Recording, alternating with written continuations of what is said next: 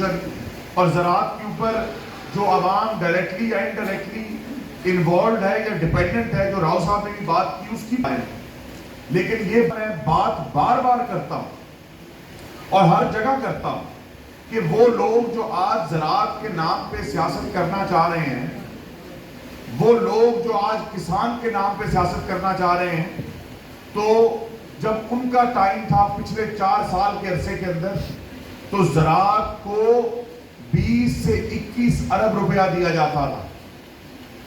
جب محکمہ زراعت کو کوئی پیسہ دیتا ہے تو محکمہ زراعت ایک ایسا میڈیم ہے، ایک ایسا وایا ہے، ایک ایسا پلیٹ فارم ہے جس کے وائے سے پنجاب کے کاشتکاروں نے فائدہ اٹھانا ہے۔ تو 20-21 ارب سے 24-25 کا سال آیا تو وہ 20-21 ارب چلا گیا 75 ارب پہ۔ جب 25-26 آئی اور یہ بجٹ آیا تو وہ 75 ارب چلا گیا 123 ارب پہ۔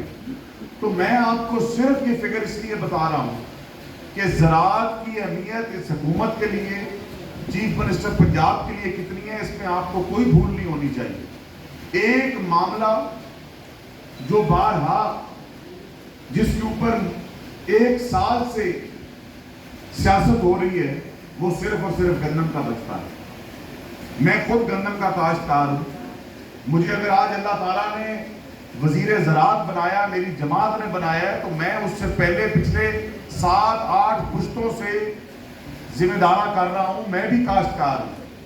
جب کاشتکار کو منافع ہوتا ہے تو مجھے بھی ہوتا ہے، اور جب نقصان ہوتا ہے تو مجھے بھی ہوتا ہے۔ میں آپ کے مسائل کو ٹھیک اسی طرح سمجھ سکتا ہوں جس طرح آپ سمجھتے ہیں، لیکن ایک چیز آپ کو ذہن میں رکھنی پڑے گی کہ اگر پنجاب حکومت نے گندم نہیں خریدی تو وہ کس وجہ سے نہیں خریدی، اور وہی وجہ لاگو ہوئی پاکستان کے باقی صوبوں پر۔ لیکن دیکھنے والی بات کیا ہے؟ دیکھنے والی یہ بات ہے کہ جب پنجاب حکومت نے ایک معاہدے کے تحت گندم نہیں خریدی تو کیا پنجاب حکومت اس کے بعد خاموش بیٹھ گئی؟ کیا پنجاب حکومت نے اپنے کاشتکار کا سوچنا بند کر دیا؟ کیا پنجاب حکومت ان کے دکھ درد اور ان کے جو پروفٹ مارجنز کم ہوئے ان کے اندر حصہ ڈالنا بند کر دیا؟ ان کے لیے بہتری کا سبب بننا بند کر دیا؟ ان کے لیے جدید طریقے سے مشینری، سیڈ، ٹیکنالوجی لانا بند کر دی؟ نہیں۔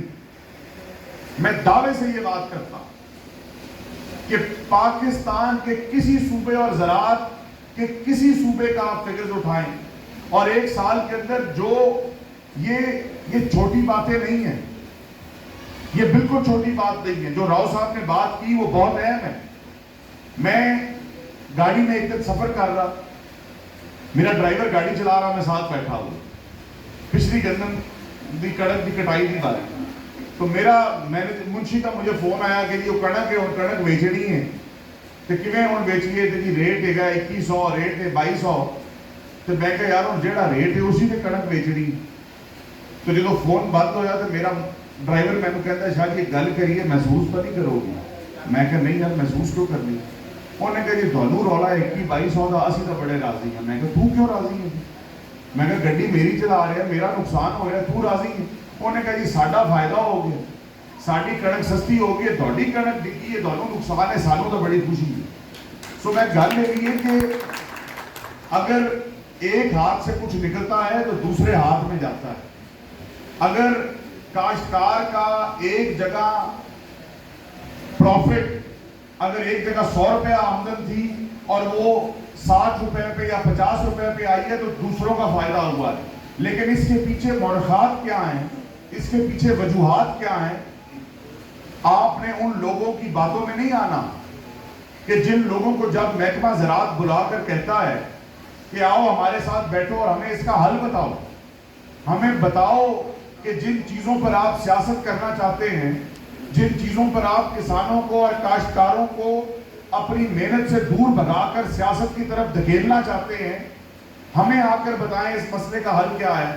تو خدا جانتا ہے ان کے پاس مسئلے کا حل نہیں ہوتا، کیونکہ ان کے پاس صرف اور صرف ایک چیز ہے اور وہ ہے سیاست، کیونکہ اس سیاست سے ان کی بنتی ہے چدراہٹ۔ تو میں ان کے ساتھ مخاطب نہیں ہوں، میں ان لوگوں کے ساتھ مخاطب ہوں کہ 1 سال کے عرصے کے اندر 3 ارب روپیہ صرف اس لیے دے دینا، مفت ٹریکٹر 1000 ٹریکٹر، 3 ارب کا 1000 ٹریکٹر پنجاب کے ہر ضلع میں اس لیے بانٹ دینا کہ میرے کاشتکار کو نقصان ہوا ہے، اور چیف منسٹر پنجاب یہ خیال کرتی ہیں کہ میں اس نقصان کے اندر حصہ ڈالنا چاہتی ہوں، میں اپنے کاشتکار کا سوچنا چاہتی ہوں۔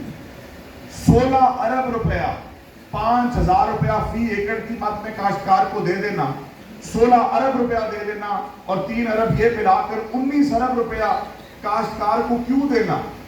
کہ میرے کاشتکار کو اتنا منافع نہیں ہوا جتنا منافع ہونا چاہیے تھا۔ میرے دوستوں، یہ پاکستان کے کسی صوبے میں مثال نہیں ہے۔ ایک 10,000 ٹریکٹر 10 لاکھ روپے کی سبسڈی پر پورے پنجاب کے اندر دینا، اس کی بھی مثال آپ کو پہلے نہیں ملے گی۔